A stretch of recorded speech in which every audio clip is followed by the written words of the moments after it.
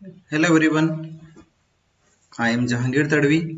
I welcome to all of you. Dear friends, today we are practicing multiple choice questions of pharmaceutics, जिसके अंदर doses form के और prescriptions और कुछ question incompatibility के. Let's start. First question is to identify the emulsion type. Which of the following tests are conducted? Emulsion किस type का है ये पता करने के लिए कौन से टेस्ट परफॉर्म करने होते हैं. तो फर्स्ट इसके अंदर dilution test, dye test, conductivity test या ऑल ऑफ द अबव. तो डियर फ्रेंड, टेस्ट का टाइप पता करने के लिए हम डाइल्यूशन टेस्ट, डाई टेस्ट और कंडक्टिविटी टेस्ट तीनों ही परफॉर्म करते हैं, इसलिए हमारा करेक्ट आंसर होगा D, that is the all of the above. Question is, next question is which of the following is not used as an emulsifying agent. नीचे दिए गए ऑप्शंस में से किसे एमल्सिफाइंग एजेंट के रूप में यूज नहीं किया जाता. First option is surfactant, hydrophilic colloid, electrolytes, particles. तो डियर फ्रेंड्स, इसका करेक्ट आंसर है सी, दैट इज इलेक्ट्रोलाइट्स को जो है तो as a emulsifying agent use नहीं किया जाता. नेक्स्ट क्वेश्चन है विच of the following is not a semi solid form. ऐसा कौन सा डोजेस फॉर्म है जो सेमी सॉलिड नहीं है. First option is paste, creams, ointments and suppositories. तो dear friends, paste, cream, suppositories ये तीनों की तीनों सेमी सॉलिड डोजेस फॉर्म्स हैं. तो which is not a semi solid doses form. Sorry, हम ये देखते हैं कि पेस्ट, क्रीम्स एंड ऑइंटमेंट जो है ये तीनों की तीनों हमारे पास में ये सेमी सॉलिड डोजेस फॉर्म है. ठीक है, तो हमारा करेक्ट आंसर क्या होगा, D, that is the suspension. Suspension semi solid doses form नहीं है, सस्पेंशन बाइफेजिक डोजेस फॉर्म है. तो करेक्ट आंसर हमारा डी है. Now next question, generally paste contain high percentage of insoluble solids, low percentage of insoluble solids, या फिर both, ए और B, या फिर नन ऑफ द अबव. तो डियर फ्रेंड्स, पेस्ट के अंदर जो होता है तो हाई परसेंटेज होता है इनसॉल्युबल सॉलिड्स का. तो correct answer is the A. Now next question is which of the following hydrocarbon waxes are employed in the manufacture of cream and ointments. Cream and ointments बनाने के लिए जो होता है तो कौन से हाइड्रोकार्बन वैक्स को हम यूज करते हैं.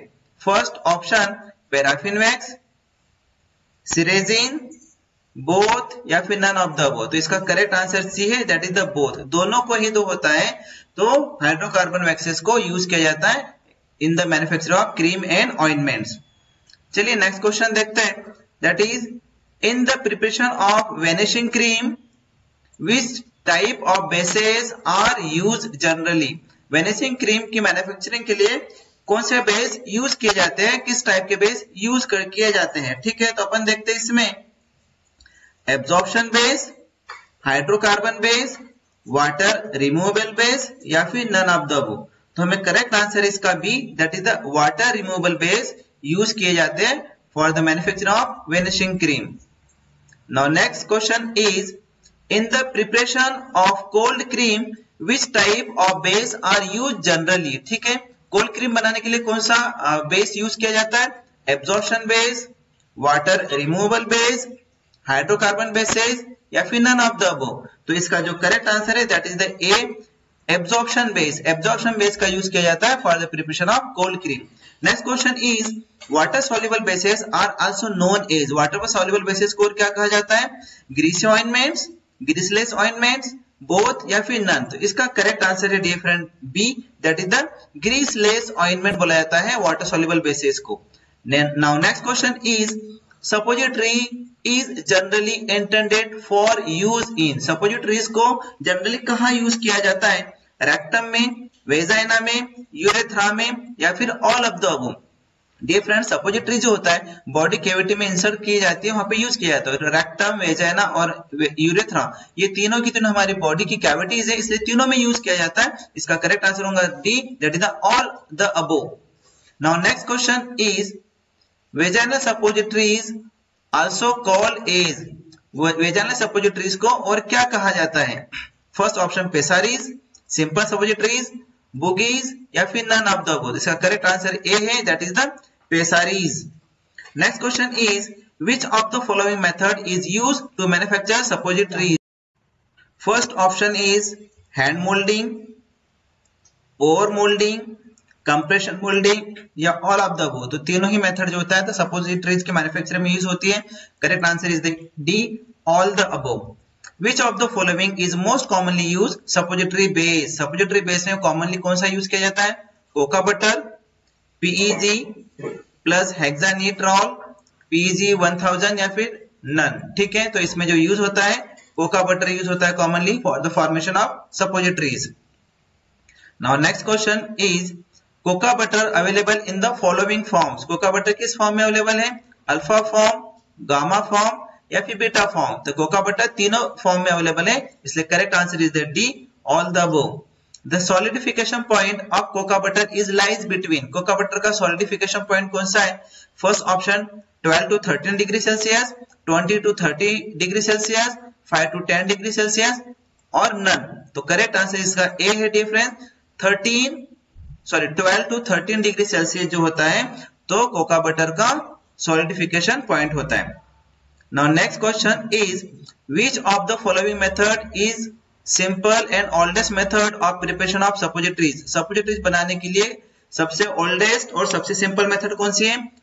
पोर मेथड, हैंड मोल्डिंग या फिर कंप्रेशन या फिर नन ऑफ द अबव। तो इसका करेक्ट आंसर है B, that is the hand moulding इसकी ओल्डेस्ट और सिंपल मेथड है सपोजिटरीज सिंथेसिस की या फिर मैन्युफैक्चरिंग की।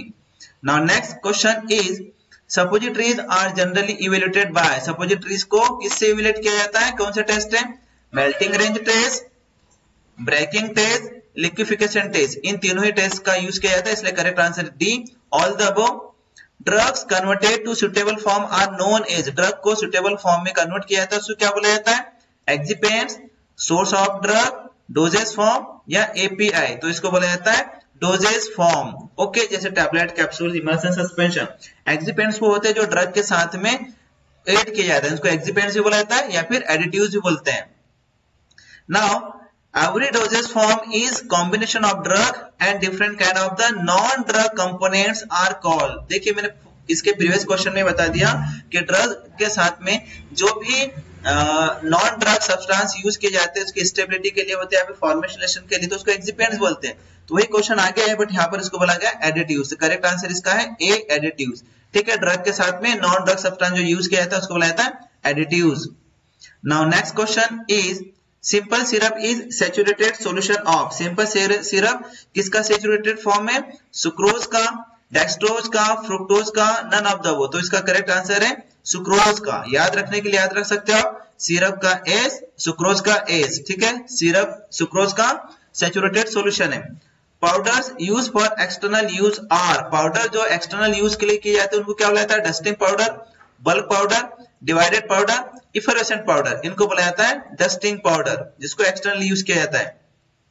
Bulk powders are, bulk powder कौन से हैं? बल्क पाउडर क्या पोटेंट होते हैं, नॉन पोटेंट होते हैं या फिर बोथ ए और बी होते हैं या फिर नन ऑफ द अबव होते हैं? तो dear friends, bulk powder non potent होते हैं। बल्क पाउडर मतलब जो ज्यादा क्वांटिटी में यूज होते हैं वो कैसे होते हैं? नॉन पोटेंट होते हैं। तो करेक्ट आंसर हमारा बी है। Now next question, powder are more stable than. Powder किससे ज्यादा स्टेबल है? सिरप से, टैबलेट से, कैप्सूल से या एलिक्सर से? तो dear friends, powder is more stable than the syrup, क्योंकि सिरप क्या है? लिक्विड प्रिपरेशन है। ठीक है, टैबलेट और कैप्सूल तो सॉलिड है, एलिक्सर जो है लिक्विड तो है, लेकिन ये क्या है? ये जो होती है अल्कोहल कंटेंट होती है, इसलिए इसकी स्टेबिलिटी जो होती है तो ज्यादा होती है, लेकिन सिरप की स्टेबिलिटी कम होती है as compare to the powder. इसलिए correct answer A. The component present in solution in small quantity is called as. किसी भी सॉल्यूशन के अंदर जो क्वांटिटी कम क्वांटिटी में होता है उसको क्या बोला जाता है? सॉल्वेंट, सॉल्यूशन, सॉल्यूट या लिक्विड। इसको बोला जाता है सॉल्यूट। ठीक है, और जो ज्यादा क्वांटिटी में होता है उसको बोला जाता है सॉल्वेंट। अगला क्वेश्चन वही है, the component present in solution in large quantity, तो उसको क्या बोला जाता है? सॉल्वेंट। ठीक है, जो ज्यादा क्वांटिटी में होता है सॉल्यूशन में उसको बोला जाता है solvent. Now next question is throat paint और liquid preparation. Throat paint liquid preparation कैसी है? विस्कस, नॉन विस्कस, सॉलिड या गैस? तो डियर फ्रेंड्स, ये होती है थ्रॉट, विस्कस होती है throat paints. Correct answer is the A. Syrup is in nature. Syrup किस नेचर में होता है? एक्वस, नॉन एक्वस, गैस या लिक्विड? तो correct answer A, that is the aqueous. Now which of the following is not monophasic liquid dosage form? तो कौन सा monophasic liquid dosage form नहीं है?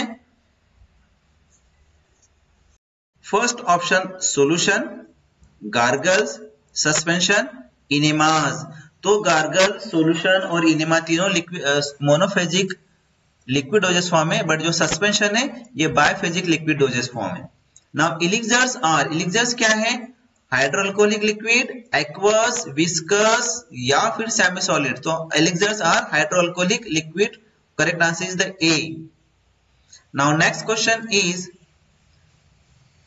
ब्लैंक देके रखा है, is not a type of syrup. कौन सा जो है तो सिरप का टाइप नहीं है? Simple syrup, medicated syrup, flavour syrup या फिर मिक्स सिरप। तो डियर फ्रेंड, सिरप सिंपल भी होता है, मेडिकेटेड भी होता है, फ्लेवर्ड भी होता है, लेकिन मिक्स नहीं होता। सो करेक्ट आंसर क्या होगा इसका? Is not a medicated, sorry, syrup is not a mixed syrup. तो correct answer is the D. Liniment must not be applied on the skin. कैसे स्किन पर हम लिनिमेंट को अप्लाई नहीं करना चाहिए? Swelled skin, broken skin, painful skin, normal skin. तो dear friends, liniment को ब्रोकन स्किन पर अप्लाई नहीं, is the B. Enemas are administered. Enemas को किस रूट से एडमिनिस्टर करते हैं? रेक्टली, ओरली, पैरेंटरली या फिर एक्सटर्नली। इसका करेक्ट आंसर ए है, इसको रेक्टली एडमिनिस्टर करते हैं to relieve the constipation. Now next question is, buffering agent is also called as. Buffering agent को और क्या बोला जाता है? Sweetening agent, thickening agent, pH modifier या फिर वेटिंग एजेंट। इसको बोला जाता है pH modifier. Correct answer is the C. Suspending agent impart. Suspending agent क्या इम्पार्ट करता है? Solubility, viscosity, absorption, wetting. तो ये क्या इंपार्ट करता है? विस्कोसिटी। ठीक है, जितना solidifying agent, sorry, suspending agent होगा उतनी ही ज्यादा सस्पेंशन की विस्कोसिटी इनहेंस होती है। नेक्स्ट क्वेश्चन है, the prescription is an order written by a registered medical practitioner to. जो प्रिस्क्रिप्शन है एक रजिस्टर्ड मेडिकल प्रैक्टिशनर के द्वारा होता है, वो किसके लिए होता है? पेशेंट को लिखा जाता है, फार्मासिस्ट को, कंपाउंडर को या नर्स को। तो इसका करेक्ट आंसर बी है, यह फार्मासिस्ट को लिखा जाता है मेडिकल प्रैक्टिशनर के थ्रू, ताकि फार्मासिस्ट को पढ़कर समझकर उसको कंपाउंड करे और पेशेंट को दे। Next question, in which language the abbreviation in the prescription writing is very common specially in dosage instruction. Dose के इंस्ट्रक्शन देने के लिए जब प्रिस्क्राइबर फार्मासिस्ट के लिए इंस्ट्रक्शन देता है तो किस लैंग्वेज में वो जो लैटिन एब्रिविएशंस होते हैं? लैटिन में, ग्रीक में, फ्रेंच में, जर्मन में। करेक्ट आंसर इसका ए है, दैट इज द लैटिन में होते हैं abbreviations. Now the prescription must be receive and check by the. Prescription किसने रिसीव करना चाहिए और चेक करना चाहिए? फिजिशियन ने, पेशेंट ने, नर्स ने या फार्मासिस्ट ने। करेक्ट आंसर डी, फार्मासिस्ट ने प्रिस्क्रिप्शन को रिसीव करना चाहिए और उसको चेक करना चाहिए कि वो सही लिखा है कि नहीं लिखा है, करेक्ट फॉर्मेट में है या नहीं। Superscription is represent by symbol. Superscription किस सिंबल से रिप्रेजेंट किया जाता है? तो ये RX से रिप्रेजेंट किया जाता है। Correct answer A. In the day of methodology the symbol RX was considered as a prayer to. Methodology में जो होता है तो RX जो सिंबल होता है वो किसके प्रेयर का सिंबल है? Jupiter, Jesus, Neptune, Dhanvantari. ये होता है जुपिटर को एक प्रेयर है, ठीक है, god of healing. Now next question, the abbreviation of Latin word RX is. RX क्या है? इसका मीनिंग होता है you take, to make, to solve, to use. Correct answer is the A, you take. The part of the prescription called inscription contain. जो prescription का part है inscription, उसके अंदर क्या कंटेन होता है? Name and quantity of the ingredients, registration number and patient information, signature and address या name और एज। इसके अंदर होता है क्वांटिटी एंड इंग्रेडिएंट्स का नाम होता है, ठीक है। करेक्ट आंसर ए है dear friends. The last item written in the inscription is. Inscription में लास्ट आइटम क्या होता है? Vehicle and diluent, active ingredients, medicament या क्वांटिटी। इसमें व्हीकल एंड डाइल्यूएंट होते हैं, इसलिए correct answer is the A. Now next question is the part of prescription called subscription contain. Prescription का पार्ट जो सबस्क्रिप्शन, उसके अंदर क्या होता है? Direction to the pharmacy, direction to the patients relatives, direction to the patient या all the above. Correct answer A, direction to the pharmacist होती है सबस्क्रिप्शंस में। Posology is a branch of pharmacy which deal with pharmacy की एक branch है पोस्टोलॉजी, वो किससे deal करती है? Study of doses form, study of doses, study of drug interaction या ऑल द अबव। तो ये डील करती है स्टडी ऑफ द डोज, कितना डोज होना चाहिए। Now next question is paediatric doses are lesser than normal dose because paediatric जो dose होते हैं बच्चों के डोज कम होते हैं, ठीक है, नॉर्मल डोज से। आखिर क्यों होता है? इसका कारण है because of their lower body weight, because of their lesser body weight, because of their immunity system is not well developed, because of immature state of their hepatic and renal functions by which drug are inactivated and eliminated from the body। तो इसका correct answer D है, that is the कि जो hepatic और renal function होते हैं paediatric के वो इमेच्योर होते हैं, इसलिए जो ड्रग होती है वो इनएक्टिवेटेड होकर बॉडी से एलिमिनेट हो जाती है। तो correct answer D. Now next question is drugs have to be given cautiously to female. Females को कॉशियसली देना चाहिए ड्रग किस कंडीशन में? In case of pregnancy, in case of lactation, in case of menstruation और all the above. तो correct answer इसका D है, all the above. इन तीनों कंडीशंस में कॉशियसली दिया जाता है, सावधानी पूर्वक दवाई दी जाती है फीमेल्स को। The policy to avoid tolerance development is, ठीक है, टॉलरेंस डेवलप होने की मतलब अवॉइड करने की जो पॉलिसी वो क्या है? Initiating therapy with the lowest effective dose, मतलब कम से कम इफेक्टिव डोज देना चाहिए। अवॉइडिंग प्रोलॉन्ग एडमिनिस्ट्रेशन, लंबे समय ड्रग देना अवॉइड करना चाहिए, या फिर ओनली ए या फिर बोथ ए एंड बी। ठीक है, तो dear friends both A and B are the correct. ठीक है, मिनिमम इफेक्टिव डोज देना चाहिए और लंबे समय तक एडमिनिस्ट्रेशन मतलब दवाई खिलाना को अवॉइड करना चाहिए, तो जिसके कारण से हम अवॉइड कर सकते हैं tolerance development. Next question, some drugs are advise before meal. कुछ ड्रग को खाना खाने के पहले क्यों एडवाइस की जाती है? इसका कारण हो सकता है avoid dose dumping, avoid interaction with food, improve the absorption, both B and C. तो करेक्ट आंसर इसका जो है सी, इंप्रूव द एब्जॉर्प्शन। ठीक है, तो एम्प्टी स्टमक दी जाती है एब्जॉर्प्शन को अच्छा करने के लिए। Now next question is a lesser dose is required if the drug is given by. ठीक है, किस रूट से हम ड्रग अगर देते हैं तो जिसके लिए हमें कम डोज देने की जरूरत है? ओरल रूट में, टॉपिकल रूट में, इंट्रावेनस रूट में या फिर नन ऑफ द अबव। इसका करेक्ट आंसर सी। जब हम आईवी रूट देते हैं तो ड्रग डायरेक्ट ब्लड में जाती है, 100% अवेलेबिलिटी होती है, इसलिए हमें कम क्वांटिटी ड्रग की देने की जरूरत होती है। Next question, reduction in particle size increase the absorption because. ठीक है, पार्टिकल साइज रिड्यूस करने से एब्जॉर्प्शन इनहेंस होता है। क्यों? क्योंकि रिड्यूस इंटरेक्शन विद फूड, या फिर increase interaction with food molecules, या फिर reduce effective surface area, increase effective surface area. तो जैसे हम पार्टिकल साइज रिड्यूस करते हैं तो पार्टिकल्स का जो इफेक्टिव सरफेस एरिया इनहेंस होता है, इसलिए जो होता है तो उसका एब्जॉर्प्शन फास्ट होता है। नेक्स्ट क्वेश्चन हमारे पास में है, the schedule of dosing for timing day या फिर 2 टाइम्स या डे इज कॉल्ड। ठीक है, तो इसको क्या कहा जाता है? Dose inspection, dose regimen, dose calibration या ऑल द अबव। इसको कहा जाता है डोज रेजिमेन।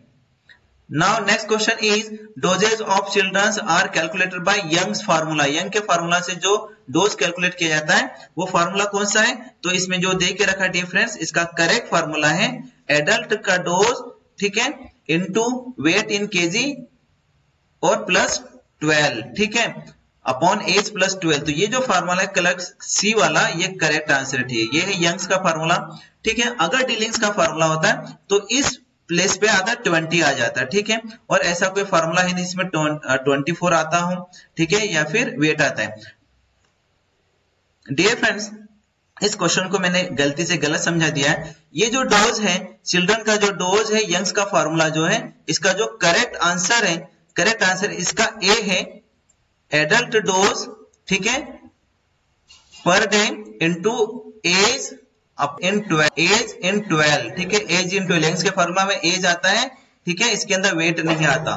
तो इसका करेक्ट आंसर इस क्वेश्चन का दैट इज द ए। ठीक है, एडल्ट का dose into age upon age plus 12, ये यंग्स का फार्मूला है। अगर इस 12 और एज की जगह पर अगर 20 होता तो वो डीलिंग्स का फार्मूला बन जाता। ठीक है, now next question is paediatric dose can be calculated by considering child's का क्या कंसीडर करके पेडियाट्रिक डोज डिजाइन होता है? उसकी एज, बॉडी वेट या फिर बॉडी सरफेस एरिया, तो तीनों को कंसीडर करके इसका डोज डिटरमाइन कर सकते हैं, तो इसका करेक्ट आंसर होगा D, all the above. The date of prescription tells us, prescription की डेट हमें क्या बताती है? Date of return the writing the prescription, date of presence of prescriptions, name of patient, या फिर बोथ ए एंड बी। तो correct answer, तो इसका करेक्ट आंसर है both A and B, okay, D. Next question हमारे पास में, there are type of incompatibles, इनकम्प्लीटिबिलिटीज, इनकम्प्लीटिबिलिटी के कितने टाइप होते हैं? तो हम ये देखते हैं 1, 2, 3 या 4। Correct answer is the C, 3 types के इनकम्प्लीटिबिलिटीज होती हैं। अब हम देखते हैं liquefaction is the example of incompatibilities. Liquefaction जो है वो किस टाइप का एग्जांपल इनकम्प्लीटिबिलिटी का? Immediate, delayed, instantaneous, both A and B, that is the example of the A, that is the immediate होता है ये, ठीक है। अब हम देखते हैं नेक्स्ट, फिजिकल चेंज में ऑलमोस्ट बी। फिजिकल चेंज कैसे होते हैं? विजिबल होते हैं, इनविजिबल होते हैं, टर्बिड होते हैं, या नो चेंज होता है। तो ये विजिबल होते हैं। जब भी फिजिकल चेंज होता है हम इसको देख सकते हैं। When substance with low melting point such as camphor are triturated together, a liquid mixture is formed. The phenomena is called. ठीक है। अब क्या होता है कि जब भी कैम्फर को मतलब कपूर को जब ट्राइचुरेट किया जाता है, ट्राइचुरेट करने के बाद में लिक्विड बनता है, तो उसको क्या बोला जाता है? Liquefaction, insolubility, Herapath formation, eutectic mixture formation. तो इसको बोला जाता है लिक्विफेक्शन। करेक्ट आंसर इसका A. Now next question is immiscibility of oil and water can be overcome by. ठीक है, वाटर और ऑयल की जो इमिसिबिलिटी है हम इसको कम कर सकते हैं। कैसे कम कर सकते हैं? Formulating an emulsion, formulating suspension, formulating an insufflation, या फिर फॉर्मुलेटिंग एन एलिक्सर। तो उसका करेक्ट आंसर ए है, by the formulating of emulsion. What type of emulsion is water in oil then oil in water emulsion. ये किस type का emulsion है? तो डिफरेंट, इसको मल्टीपल इमल्शन बोला जाता है। ठीक है। Then the tail of surfactant molecule is oil loving और नॉन एज। ठीक है, सर्फेक्टेंट की जो टेल होती है वो ऑयल लविंग होती है, या फिर इसको और क्या बोला जाता है? तो इसको बोला जाता है हाइड्रोफिलिक, लिपोफिलिक, लिपोफोबिक, लिपोफिलिक, या फिर हाइड्रोफिलिक। तो इसको बोला जाता है डियर फ्रेंड्स लिपोफिलिक बोला जाता है। ओके, करेक्ट आंसर इसका सी होगा। नेक्स्ट क्वेश्चन है oil in water is an emulsion of. Oil in water का इमल्शन क्या मतलब? ऑयल इसके अंदर डिस्पर्स फेज है और वाटर कंटिन्यूअस फेज है। तो क्या ऐसा सस्पेंशन में होता है? ये तो कभी भी नहीं हो सकता। सस्पेंशन कभी आंसर नहीं हो सकता। इमल्शन, क्योंकि इमल्शन ही ऐसा, क्योंकि इमल्शन ही ऐसा, क्योंकि इमल्शन ही ऐसा, क्योंकि इमल्शन ही ऐसा, क्योंकि इमल्शन ही ऐसा, क्योंकि इमल्शन ही ऐसा, क्योंकि इमल्शन ही ऐसा, क्योंकि इमल्शन ही ऐसा, क्योंकि इमल्शन ही ऐसा होता है जिसमें ऑयल इन वाटर या फिर वाटर इन ऑयल एक डोजेस फॉर्म है ये। ठीक है। नेक्स्ट क्वेश्चन है हमारे पास में, in conductivity test if bulb glows in passing electric current so what would be the type of emulsion. ठीक है, अगर इमल्शन के अंदर हम इलेक्ट्रिक करंट पास करते हैं और बल्ब अगर जलता है, ठीक है, ये कंडक्टिविटी टेस्ट है, तो इससे हम क्या पता चलेगा कि इमल्शन का टाइप क्या है? इससे हमें ये emulsion oil water in oil emulsion होगा, या फिर ऑयल इन वाटर इमल्शन होगा, माइक्रो इमल्शन होगा, या मल्टीपल इमल्शन होगा। तो आइडियली ये जो होगा तो DFS ये होगा oil in water emulsion. Correct answer B. Now next question is, if viscosity of continuous phase increase so creaming। अगर विस्कोसिटी हम इंक्रीज करते हैं कंटिन्यूस फेज की, तो क्रीमिंग में नो चेंज होगा, इंक्रीज होगी, डिक्रीज होगी, या फिर नन ऑफ द अबव होगा। तो डियर फ्रेंड्स ये जो होती है तो क्रीमिंग डिक्रीज होगी। करेक्ट आंसर इसका सी है। Now next question is, in case of coalescence. Coalescence जब होता है तो उसमें क्या होता है हम ये देखते हैं। तो dispersed droplets does not fuse, no number of globules increase, globule size decrease, dispersed droplets tend to fuse। तो इसमें क्या होता है, जो dispersed droplets होते हैं वो fuse हो जाते हैं। Correct answer D. Next question is, in case of oil in water emulsion creaming take place at. ठीक है, ऑयल इन वाटर इमल्शन में क्रीमिंग कहाँ होती है? डाउन साइड में, अप साइड में, एट द इंटरफेस बिटवीन दोनों फेज के, या फिर none of the above? Correct answer B, that is the up side होती है इसमें creaming. Which of the following is not an example of water in oil emulsion? कौन सा ऐसा इमल्शन है जो वाटर इन ऑयल नहीं है? मतलब ये जो होता है कि जो वाटर है इसके अंदर डिस्पर्स फेज होगा और ऑयल इसमें कंटिन्यूस फेज होगा वाटर इन ऑयल में। तो हम देखते हैं कॉड लिवर ऑयल, बटर या फिर कोल्ड क्रीम या फिर मिल्क। तो डियर फ्रेंड्स, इसके अंदर ये मिल्क जो है ये वाटर इन ऑयल इमल्शन नहीं है। ये मिल्क जो होता है तो कौन सा इमल्शन होता है? ऑयल इन वाटर, क्योंकि ज्यादा क्वांटिटी में मिल्क में क्या होता है? वाटर। इसलिए जो होता है तो मिल्क जो है वाटर इन ऑयल इमल्शन नहीं है। Correct answer D.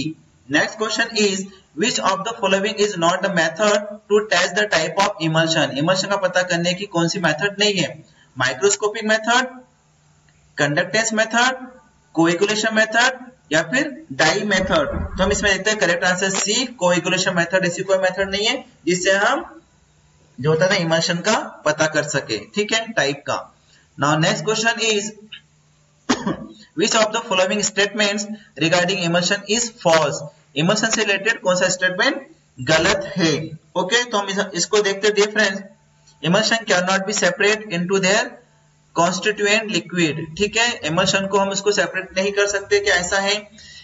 Emulsion show Brownian motion, emulsion show Tyndall effect, या फिर emulsion exhibit properties like electrophoresis and coagulation. तो डियर फ्रेंड्स, जो इमल्शन है ना ये ब्राउनियन मोशन भी होती है, इसमें टिंडल इफेक्ट भी होता है, और इसके अंदर जो होता है तो कुछ प्रॉपर्टी होती है इलेक्ट्रोफोरेसिस और कोएगुलेशन भी होता है। तो इसको हम क्या नहीं कर सकते? तो इसका रॉन्ग आंसर क्या है? A, emulsion can not be separated into their constituent liquid. ये ऐसा बोल रहा है, लेकिन सही मायने में हम उसके दोनों कॉन्स्टिट्यूएंट को हम सेपरेट कर सकते हैं। तो करेक्ट आंसर ए है, ठीक है। Now next, what is the dispersion of liquid in another liquid called? ठीक है, एक लिक्विड के अंदर दूसरे लिक्विड का डिस्पर्स होना, हम उसको क्या बोलते हैं? जेल, फोम, एरोसोल या फिर इमल्शन। इसको बोला जाता है emulsion. Correct answer C. Creaming is, creaming reversible होती है, इरिवर्सिबल होती है, या दोनों टाइप की हो सकती है, डिफिकल्ट टू प्रिडिक्ट होती है। तो ये दोनों टाइप की होती है क्रीमिंग, ओके। रिवर्सिबल भी होती है और इरिवर्सिबल भी होती है। Upward creaming is observe in, ठीक है। अभी इसके पहले हमने इस क्वेश्चन को पढ़ा था, अपवर्ड क्रीमिंग किसमें होती है? तो अपवर्ड क्रीमिंग होती है ऑयल इन वाटर इमल्शन में। करेक्ट आंसर इसका बी है। Pharmaceutical suspensions are generally, pharmaceutical suspension generally कैसे होते हैं? फ्लोकुलेटेड, डिफ्लोकुलेटेड, बोथ या नन। करेक्ट आंसर इसका ए है। फार्मास्यूटिकल सस्पेंशन जनरली जो होते हैं। नेक्स्ट क्वेश्चन अपने पास में, सेडिमेंटेशन इज हाई इन, किसमें सेडिमेंटेशन किसमें हाई होती है? तो फ्लोकुलेटेड जो होता है सस्पेंशन उसमें ज्यादा होती है सेडिमेंटेशन की रेट, ठीक है। Cake formation is characteristic feature of, cake formation जो होता है वो डीफ्लोकुलेटेड सस्पेंशन का एग्जांपल्स है, ठीक है। टेट सस्पेंशन में जो होता है तो कैक फॉर्मेशन हो जाता है। सपोजिटरी बेस क्या होते हैं? शेप को मेंटेन करते हैं सपोजिटरीज की, इंसर्शन बॉडी कैविटीज में हेल्प कर देंगे, या फिर theobroma oil is the example of suppositories. तो डिफरेंस ये तीनों चीजें है ना, ये करेक्ट है, तो इसका करेक्ट आंसर डी होगा, all of the above. Now next question is which of the following is an advantage of suppositories? Suppositories का एडवांटेज क्या है? टेम्परेचर, ठीक है। Cost expensive, drug may be degraded by the microorganism, can be given to unconscious। D है, correct answer D है। Suppositories का main advantage क्या है कि अनकॉन्शियस बेस जो भी हम दे सकते हैं। Next question is which of the following is not an example of hydrophilic base? कौन सा जो है तो हाइड्रोफिलिक बेस नहीं है? तो हम देखते हैं इसमें soap glycerin base, emulsified cocoa butter base, glycerogelatin base या नन ऑफ द अबव। तो इसका करेक्ट आंसर है dear friend B, that is the emulsified cocoa butter base जो है हाइड्रोफिलिक बेस नहीं है, ठीक है, क्योंकि ये कोका बटर है। देन हम देखते हैं विच of the following is substitute for Theobroma oil? Theobroma oil का सब्स्टिट्यूट क्या है? हाइड्रोजनेटेड ऑयल्स, एमल्सिफाइड कोका या फिर पॉलीइथिलीन ग्लाइकॉल या फिर नन। ओके, तो इसका करेक्ट आंसर है ए, हाइड्रोजनेटेड ऑयल जो है डियर फ्रेंड्स ये एक सब्स्टिट्यूट है थियोब्रोमा ऑयल का, मतलब थियोब्रोमा ऑयल की जगह पर हम यूज कर सकते हैं हाइड्रोजनेटेड ऑयल्स को। Now next question is powders consist of more than one ingredients. ऐसा पाउडर जिसमें एक से ज्यादा इंग्रेडिएंट्स होंगे हम उसको क्या बोलेंगे? तो डियर फ्रेंड्स उसको बोला जाता है compound powders. Correct answer is the B. Now next question is which of the following step in the preparation of powder is very often used? कौन सी स्टेप जो होती है तो बहुत ज्यादा अच्छे यूज की जाती है? Preparation of wrapping paper, preparation of material, या फिर रैपिंग, या फिर double wrapping. Correct answer is the D, that is the double wrapping. Now next question is powder must be sterile. कौन सा पाउडर स्टेराइल होना चाहिए? Medical powder, surgical powder, both and B, none of the above. Correct answer is the B, surgical powder जो होता है तो sterile होना चाहिए। Next question is blank are the finely divided powder meant for introduction into the body cavities? Body cavities के लिए introduce करने के लिए कौन सा फाइन पाउडर्स होता है? उसको हम डस्टिंग पाउडर बोलते हैं, इंसफलेशन बोलते हैं, इनहेलेशन बोलते हैं, मेडिकल पाउडर बोलते हैं। तो वो होता है डस्टिंग पाउडर जो होता है तो बॉडी कैविटीज में हम एडमिनिस्टर करते हैं। ब्लैंक देके रखा है contain one water molecule that act as binder in fusion method for making effervescent granules. ठीक है, तो किसको हम यूज करते हैं? जिसका एक मॉलिक्यूल होता है वाटर का, उसमें एक वाटर मॉलिक्यूल होता है और वो क्या करता है बाइंडर होकर फ्यूज होकर यूज होता है इफरवेसेंट ग्रेन्यूल बनाने में। तो हम उसको बोलते हैं citric acid, tartaric acid, benzoic acid, या ऑल ऑफ द बोथ। इसका करेक्ट आंसर है A, that is the citric acid. Next question, method of granule formation. Granule formation की मेथड कौन सी है? Spatulation, fusion method, wet method, या फिर both B and C. तो गाइस इसका जो करेक्ट आंसर डी है, बोथ बी एंड सी जो है मतलब कि फ्यूजन मेथड और वेट मेथड हम ग्रेनुल फॉर्मेशन में यूज करते हैं। Now next question is bases that are water washable, non greasy, can be diluted with water, non occlusive. तो इसका जो करेक्ट आंसर है हम देखते हैं वाटर सॉल्युबल बेस होते हैं, वाटर इनसॉल्युबल बेस होते हैं, इमल्सिफाइड बेस होते हैं, वाटर रिमूवेबल बेस होते हैं। तो गाइस 85 नंबर क्वेश्चन का करेक्ट आंसर है that is the A, water soluble bases. Now from the below option which will be the most widely used form of dose? ऐसा कौन सा डोजेस फॉर्म है जो बहुत ज्यादा यूज होता है? इमल्शन, सॉल्यूशन, टैबलेट या पाउडर? तो सबसे ज्यादा यूज होने वाला doses form tablet.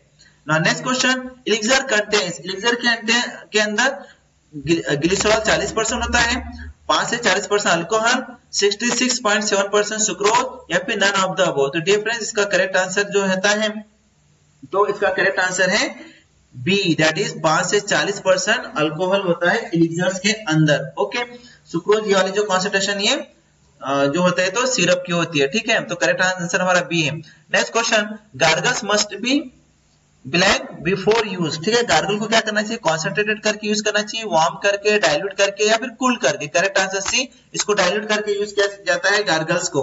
Next question, BID in pharmaceutical term refer to the which of the following? BID किसको रिफर करता है? तो ट्वाइस अ डे। ठीक है, ट्वाइस अ डे को रिफर करता है, ट्वाइस को या एवरी डे या फिर 3 टाइम को नहीं करेगा।